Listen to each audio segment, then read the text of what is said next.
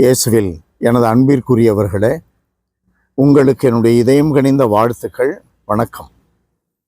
அன்பானவர்களே, இன்றைய நற்செய்தி பகுதி யோவான் 17ஆம் அதிகாரம் 11 19 முடிய இயேசு அவருடைய ஜெபத்திலே குறிப்பிடுகிறார்.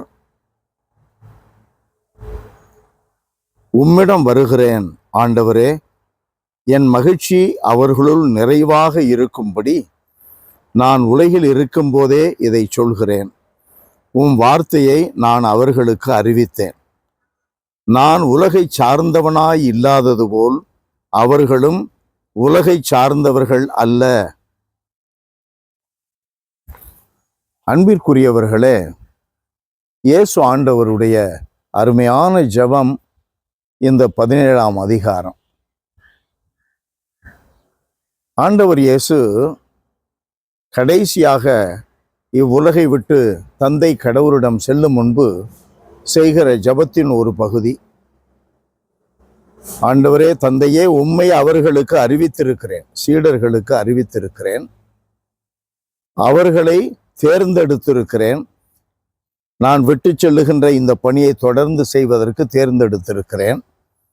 நான் உலகத்தை சார்ந்தவனாக இல்லாதது போல அவர்களும் உலகத்தை சார்ந்தவர்களாக இல்லாமல் பாதுகாத்தருளும்.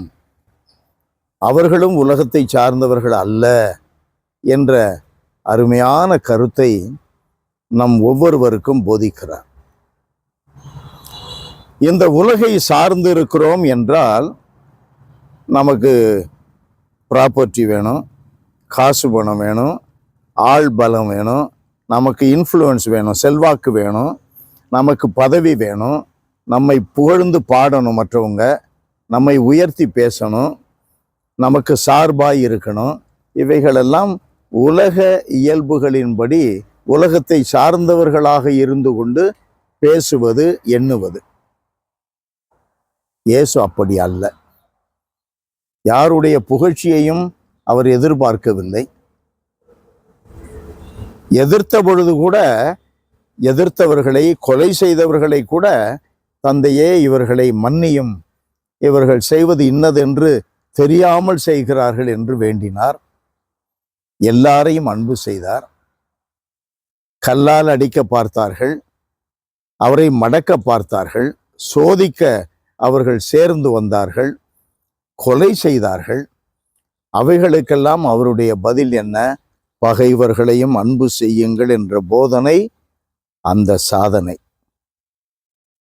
அன்பிற்குரியவர்களே, நம்முடைய வாழ்க்கையில நாம் உலகத்தை சார்ந்தவர்கள் அல்ல, கடவுளை சார்ந்தவர்கள், அன்பை சார்ந்தவர்கள், உண்மையை சார்ந்தவர்கள், சகோதரத்துவ சமத்துவ உணர்வை சார்ந்தவர்கள். நாம் இந்த உலகில் இயேசுவினுடைய சாட்சிகள், உலகினுடைய சாட்சிகள் அல்ல. எல்லாம் வல்லவரே எங்கள் இறைவா, எங்களுக்கு நீர் போதிப்பதை உள்வாங்கிக் கொள்ளவும், உள்வாங்கப்படுகின்ற உம்முடைய வார்த்தைகளை, உம்முடைய கருத்துக்களை எங்கள் வாழ்க்கையில் செயல்படுத்தி வாழவும், இவ்வாறு உலகில் நாங்கள் இருந்தாலும் உலகிற்கு அடுத்து உம்மை வந்து சேர்ந்து வாழ்வதை, நித்தியத்திற்கும் வாழ்வதையே எண்ணியவர்களாய் பயணிக்கவும் எங்களுக்கு அருள்தாரும். இயேசுவின் பெயரால் மன்றாடுகிறோம் தந்தையே. ஆமென். ஆமென்.